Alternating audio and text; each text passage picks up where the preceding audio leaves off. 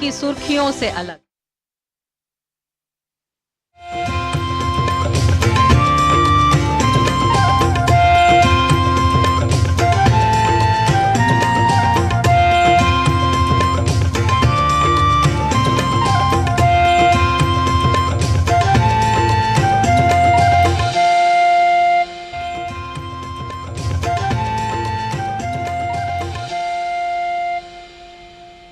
सुप्रभातम, स्वागत है आपका हमारे इस विशेष कार्यक्रम में, जिसमें हम आपके लिए लेकर आते हैं भारतीय ज्ञान परंपरा, जीवन के लिए उपयोगी योग, स्वस्थ जीवन शैली का महत्व और आपको बताते हैं बेहतर स्वास्थ्य पाने के प्रभावशाली उपाय।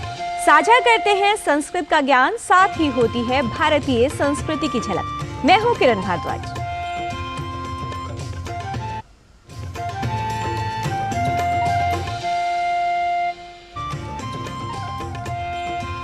सही दिशा और सही समय का ज्ञान जीवन में भविष्य में दिशा और दशा निर्धारित करता है। समय के उपयोग को जानकर उसका महत्व पहचानने के लिए आइए देख लेते हैं आज का पंचांग। आज का पंचांग युगाब्द 5125, विक्रमी संवत 2080, शक संवत 1945, दक्षिणायन, हेमंत ऋतु, पौष मास, कृष्ण पक्ष, द्वादशी तिथि, सोमवार, अनुराधा नक्षत्र। आज का दिन सभी के लिए मंगलमय हो।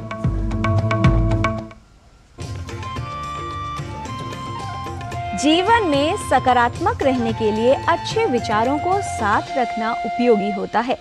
इससे जीवन बेहतर बनता है, हमारे अंदर और आसपास ऊर्जा का संचार होता है। अच्छे बुरे का भेद बताते हैं सुविचार, जीवन में सही मार्ग दिखाते हैं सुविचार और जीवन को सही दिशा में ले जाते हैं सुविचार। तो आइए देख लेते हैं आज का सुविचार सुभाषित।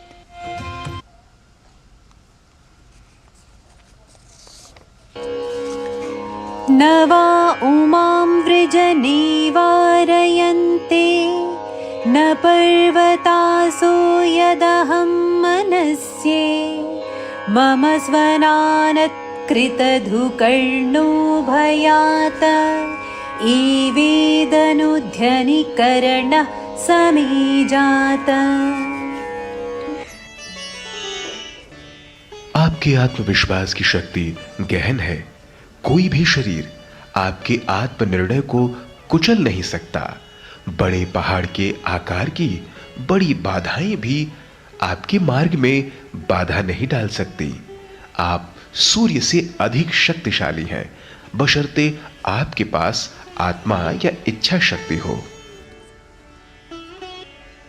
Profound is the power of your self-confidence. Nobody can crush your self-determination. Even big obstacles of the size of big mountain cannot obstruct your path. You are more powerful than sun, provided you have strength of the soul or willpower.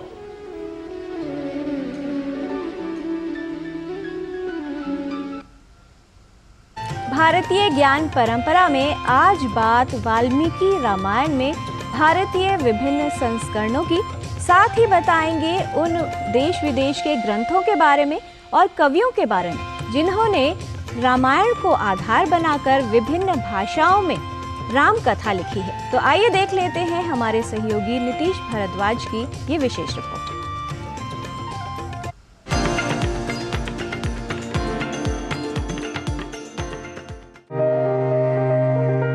पृथ्वी पर भगवान श्री राम का जन्म मानव कल्याण के लिए हुआ था। उनके मानव रूपी जीवन का प्रमुख उद्देश्य धर्म और शांति की स्थापना करना था। करुणा, त्याग और समर्पण के प्रतिमूर्ति माने जाने वाले श्री राम के जीवन पर संपूर्ण विश्व के कवियों ने, संतों ने अलग अलग भाषाओं में काव्यों, कविताओं के माध्यम से अथाह रचनाएं की है।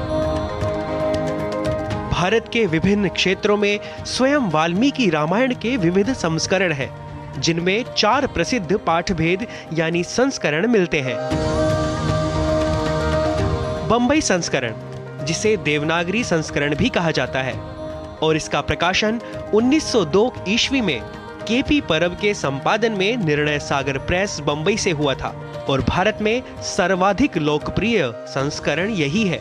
गीता प्रेस गोरखपुर से हिंदी अनुवाद के साथ यही संस्करण प्रकाशित है। दूसरा संस्करण है बंगाल संस्करण, जिसका प्रकाशन इटली के विद्वान जी गोरेशियो ने 1843 से 1867 ईस्वी तक कई खंडों में किया था, और इटालियन भाषा में इसका अनुवाद भी किया गया। इसी का फ्रेंच अनुवाद, अंग्रेजी पद्य अनुवाद भी विभिन्न विद्वानों के द्वारा किया गया।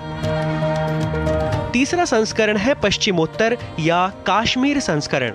यह संस्करण डीएवी कॉलेज लाहौर के अनुसंधान विभाग से सन 1923 ईस्वी में प्रकाशित हुआ था। चतुर्थ संस्करण दाक्षिणात्य संस्करण है। यह संस्करण कुंभकोणम मद्रास के मध्य विलास बुक डिपो से 1930 ईस्वी में प्रकाशित हुआ। साहित्य शोध भगवान श्री राम के बारे में अधिकाधिक रूप से जानने का मूल स्रोत महर्षि वाल्मीकि द्वारा रचित रामायण है, और इस गौरव ग्रंथ के कारण वाल्मीकि दुनिया के आदि कवि माने जाते हैं। श्री राम कथा केवल वाल्मीकि रामायण तक सीमित नहीं रही, बल्कि मुनि व्यास रचित महाभारत में भी 4 स्थलों जैसे रामोपाख्यान, आरण्यक पर्व, द्रोण पर्व तथा शांति पर्व में भी वर्णित है। अनेक भारतीय भाषाओं में भी राम कथाएं लिखी गई हैं।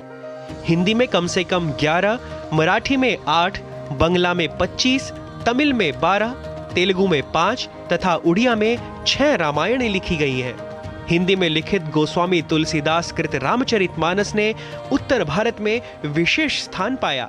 इसके अतिरिक्त भी संस्कृत, गुजराती, मलयालम, कन्नड़, असमिया, उर्दू, अरबी, फारसी आदि भाषाओं में राम कथा लिखी गई।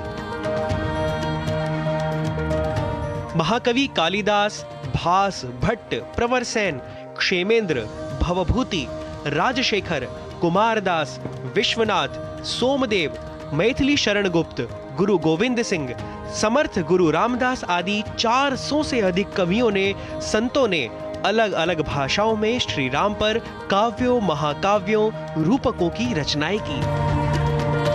विदेशों की बात करें तो तिब्बती रामायण, पूर्वी तुर्किस्तान की खोतानी रामायण, इंडोनेशिया की ककबिन रामायण, इंडो चाइना की रामकीर्ति, खमेर रामायण, बर्मा म्यांमार की यूतो की रामयागन, थाईलैंड की रामकीन आदि श्री राम कथा का वर्णन करते हैं। विश्व साहित्य में इतने विशाल एवं विस्तृत रूप से विभिन्न देशों में विभिन्न कवियों, लेखकों द्वारा श्री राम के अलावा किसी और चरित्र का इतनी श्रद्धा से वर्णन नहीं प्राप्त होता। वस्तुतः भगवान श्री राम से न केवल भारतीय अपितु संपूर्ण विश्व आदर्शभूत जीवन, सच्चरित्र की प्रेरणा लेकर अपने जीवन को कृतार्थ कर रहा है। नीतीश भारद्वाज की रिपोर्ट, डीडी न्यूज।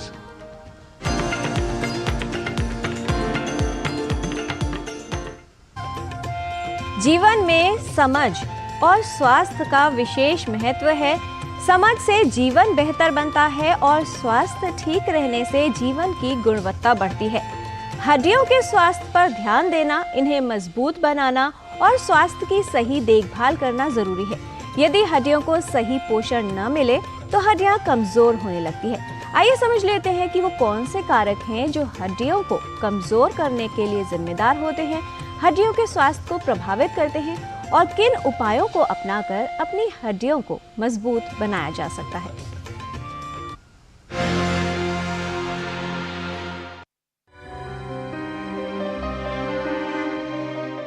शरीर को स्वस्थ रखने के लिए हड्डियों का मजबूत होना महत्वपूर्ण है और हड्डियां मजबूत रहें, इसके लिए हड्डियों की सही देखभाल करना आवश्यक हो जाता है। आजकल कई कारणों से हड्डियों और जोड़ों की समस्याएं काफी बढ़ गई हैं और इसके लिए कहीं ना कहीं जिम्मेदार है हमारी जीवन शैली। और जो टीवी और जो सेलफोन है, जिसकी वजह से हमारी फिजिकल एक्टिविटी प्रैक्टिकली निल हो गई है। सबसे मेन इंपॉर्टेंस है हमारे बोन हेल्थ को कम करने की। दूसरा हमारा जिस तरह से हम खाना खाते हैं, मोनो फीडिंग है हमारा, यानी कि एक ही तरह का खाना, जंक प्रपोर्शंस ऑफ फूड, एक बर्गर ही खाना, पिज्ज़ा ही खाना या सिर्फ पूरी ही खाना, वो भी ठीक नहीं है। प्रपोर्शन हमारा बैलेंस होना चाहिए। Mixed diet is most important, not one type of food. हड्डियां हमारे शरीर के लिए कई महत्वपूर्ण कार्य करती हैं। हड्डियां हमारे शरीर को ढांचा व आकार देती हैं, चलने व क्रियाएं करने में सहायक होती हैं, शरीर के विभिन्न आंतरिक अंगों की सुरक्षा करती हैं, बोन मैरो को स्थान प्रदान करती हैं जिसमें रक्त कोशिकाएं बनती हैं, रक्त कोशिकाओं के निर्माण में सहायक होती हैं। हड्डियां शरीर में कैल्शियम और खनिज का संग्रहण करती हैं। हड्डियों का विकास बचपन से ही आरंभ हो जाता है और 30 वर्ष की आयु तक हड्डियों का घनत्व अधिकतम होता है। उसके बाद इनका डिजेनरेशन यानी अधपतन शुरू हो जाता है। सबसे पहली चीज, बढ़ते उम्र के बच्चों में हाथ पैर टेढ़े होने लगते हैं, हाथों में जो एंड्स हैं उसकी सूजन होने लगती है, हड्डियों में दर्द होने लगता है। अगर बहुत सीवियर है तो बच्चे को चलने में भी दिक्कत होती है, मांसपेशी में कमजोरी होती है। बड़ों में क्या होता है? हड्डियों में दर्द। आजकल क्या होता है, लोग एड़ी में दर्द करके आते हैं, आजकल लोग टेनिस एल्बो, गोल्फर्स एल्बो, कोनी में दर्द करके आते हैं, कमर में दर्द करके आते हैं, इधर उधर दर्द बगैर किसी कारण के, कुछ नहीं मिल रहा, सारे टेस्ट नॉर्मल है, कैल्शियम विटामिन डी की कमी हो सकती है। जैसे जैसे उम्र बढ़ती है हड्डियां कमजोर होने लगती हैं। 35 वर्ष की उम्र के बाद शरीर में कैल्शियम की कमी होने लगती है जिसका प्रभाव हड्डियों पर सबसे अधिक होता है। ऐसे में हड्डियों की विशेष देखभाल करने की आवश्यकता होती है। हड्डियां कमजोर होने पर जोड़ों में दर्द, जकड़न और कई अन्य समस्याएं घेर सकती हैं। ऐसे में हड्डी टूटने की संभावना बढ़ जाती है, ऑस्टियोपोरोसिस जैसी बीमारियों का खतरा बढ़ जाता है, साथ ही दैनिक कार्य करने में भी समस्या होने लगती है। बच्चों की हड्डियों के सही विकास के लिए कैल्शियम और विटामिन डी की आवश्यकता होती है। गलत खान-पान की आदतें और अनियंत्रित जीवन शैली की वजह से हड्डियों पर प्रभाव पड़ता है। अगर हड्डियों को मजबूत बनाना है तो कुछ गलत आदतों को दूर रखने की जरूरत है। हड्डियों की मजबूती के लिए हमारे आहार में पोषक तत्व होने चाहिए। हड्डी को सही पोषण न मिले तो उनके कमजोर होने और समस्याएं होने की संभावना बढ़ जाती है। नमस्कार। हड्डियों का जो स्वास्थ्य है जन्म से हमारे अंत तक बहुत ही इम्पोर्टेंट है मेंटेन करना, और इसकी हेल्थ के लिए हमें कई चीज़ों का ध्यान रखना पड़ता है। जो जेनेटिक प्रॉब्लम्स है उनको छोड़ के हमारी तरफ से जो कर सकते हैं वो कैल्शियम, विटामिन डी और जो बाकी खनिज पदार्थ हैं वो सही मात्रा में बैलेंस खाने से हमें मिलना चाहिए। ये बहुत ज़रूरी है। और आजकल पोल्यूशन की वजह से विटामिन डी की काफ़ी लोगों में अभाव है, उसकी कमी क्या है, सप्लीमेंट से हो सकता है मिल जाए, खाने से भी हो सकता है। जैसे आजकल सर्दियाँ हैं, तिल सबसे ज़्यादा कैल्शियम वाला सोर्स है, हम गज्जक वगैरह खा के उसका सेवन कर सकते हैं, हमारा हड्डियों का मजबूती कैल्शियम से लगा सकते हैं। एक्टिविटी, फिजिकल एक्टिविटी दूसरी अहम चीज़ है, जो कि ये नहीं कि हम 40 पे शुरू कर रहे हैं, हमारे बचपन से फिजिकल एक्टिविटी बहुत ज़रूरी है। हड्डियों की मजबूती के लिए फिजिकल एक्टिविटी सबसे अहम है। बचपन से 20 साल तक, 25 साल तक हमारी हड्डियों की सबसे पीक स्ट्रेंथ आ जाती है।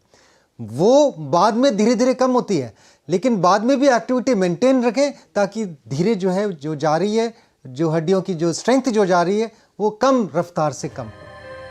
सही पोषण हमारे हड्डियों को मजबूती प्रदान करता है, साथ ही हड्डी टूटने, फ्रैक्चर और कई अन्य समस्याओं से बचाव करता है।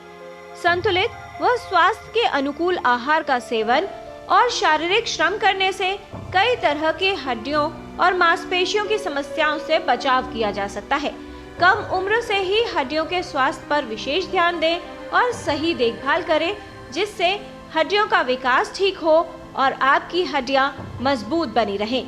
किरण भारद्वाज, डीडी न्यूज।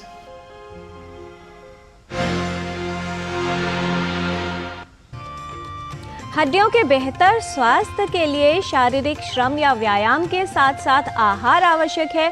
साथ ही उपयोगी होता है जोड़ों की गतिशीलता को बनाए रखना। स्वास्थ्य को बेहतर रखने के लिए योग का विशेष योगदान होता है। योग से शरीर भी स्वस्थ बनता है और मन भी। इससे मन की एकाग्रता बढ़ती है। इसीलिए हर व्यक्ति को प्रतिदिन योग करना चाहिए। किस तरह से गतिशीलता को बढ़ाया जा सकता है योगिक क्रियाओं के माध्यम से, आइए समझते हैं।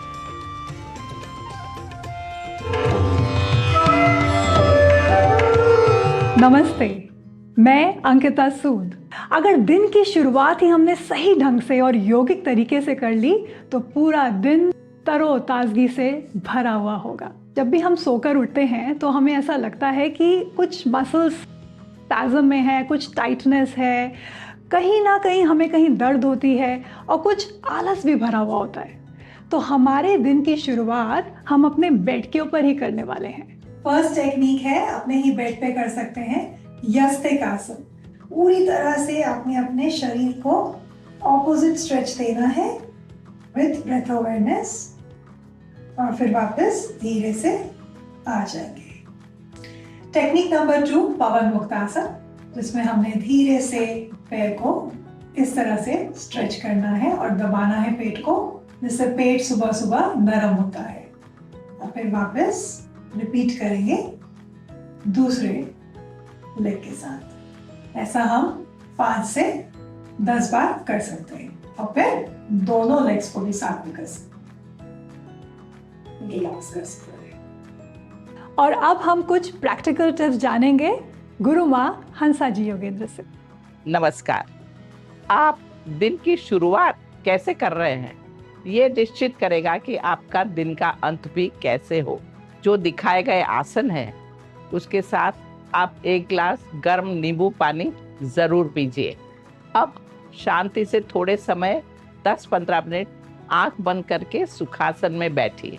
सवेरे सवेरे ये शांत मन को करना बहुत ज़रूरी है, क्योंकि वही निश्चित करेगा कि दिन भर में भी आप अपना मन शांत रह के अपने कर्म करें।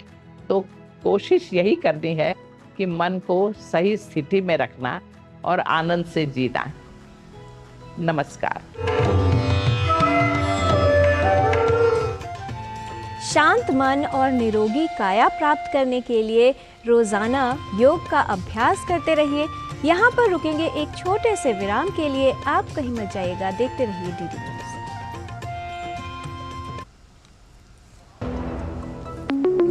मेरा काम वाइंडिंग का है, रिपेयरिंग का करता हूँ, मजदूरी का लाइन है। अब आज तो मेरा शरीर काम कर रहा है, कल मेरा शरीर नहीं काम करेगा तो मुझे कौन सपोर्ट करेगा। पेंशन नहीं है तो जीवन नहीं है। फिर ये ऐसा है जैसे शरीर के अंदर खून का होना, अगर खून नहीं है तो शरीर बेकार है। एनपीएस में जो मेरी आमदनी है उसमें मैं थोड़ा थोड़ा जमा कर लेता हूँ और मुझे पूरा यकीन भी है कि मेरा बुढ़ापा सही कटेगा पेंशन के थ्रू। अपने बेहतर कल को सुनिश्चित करने के लिए एनपीएस जरूरी है।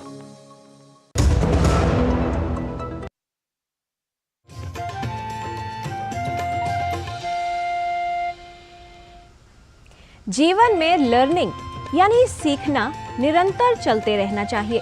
सीखने की प्रक्रिया एकाएक नहीं होती और एक साथ नहीं होती।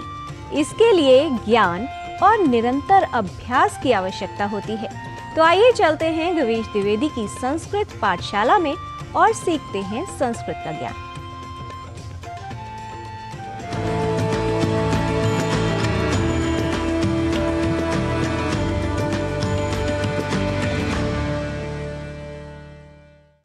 एकम द्वे त्रीणि चत्वारि पंच षट् सप्त अष्ट नव दश एकादश द्वादश त्रयोदश चतुर्दश पंचदश षोडश सप्तदश अष्टादश नवदश विंशतिः एकविंशतिः द्वाविंशतिः त्रयोविंशतिः चतुर्विंशतिः पंचविंशतिः षड्विंशतिः सप्तविंशतिः अष्टाविंशतिः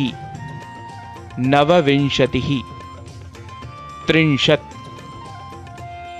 एकत्रिंशत् द्वात्रिंशत् त्रयस्त्रिंशत् चतुस्त्रिंशत् पञ्चत्रिंशत् षट्त्रिंशत् सप्तत्रिंशत् अष्टात्रिंशत् नवत्रिंशत् चत्वारिंशत् एकचत्वारिंशत् द्विचत्वारिंशत् त्रिचत्वारिंशत् चतुश्चत्वारिंशत् पञ्चचत्वारिंशत् षट्चत्वारिंशत् सप्तचत्वारिंशत् अष्टचत्वारिंशत् नवचत्वारिंशत् पञ्चाशत् एकपञ्चाशत् द्विपञ्चाशत् त्रिपञ्चाशत् चतुःपञ्चाशत् पञ्चपञ्चाशत्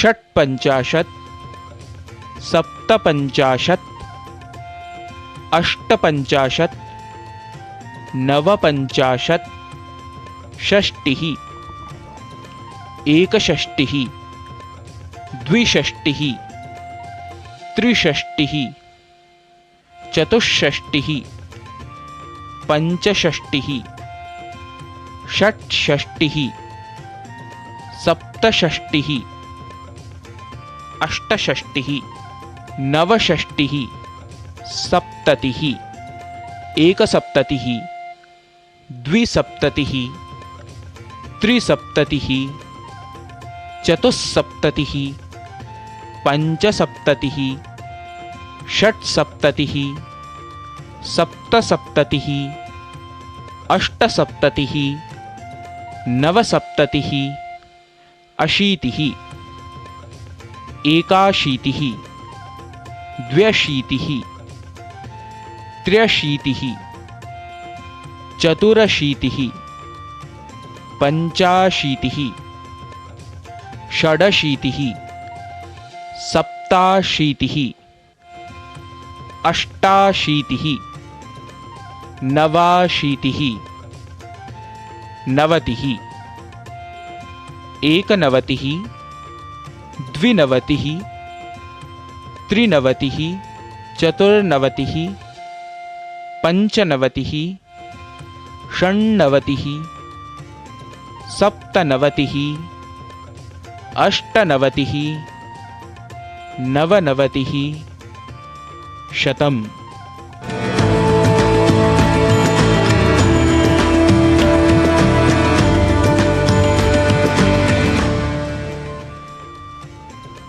जीवन में कई तरह की बाधाएं आती हैं जिनका सामना करने से जीवन बेहतर बन सकता है। जीवन में बाधाओं से भाग जाना आसान होता है। हर पल जिंदगी का इम्तिहान होता है। डरने वालों को जीवन में कुछ नहीं मिलता।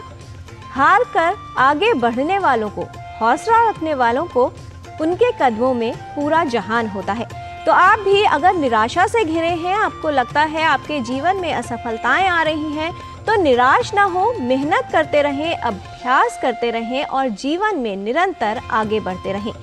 आज के कार्यक्रम में फिलहाल इतना ही। हमारी पूरी टीम को दीजिए अनुमति। नमस्कार।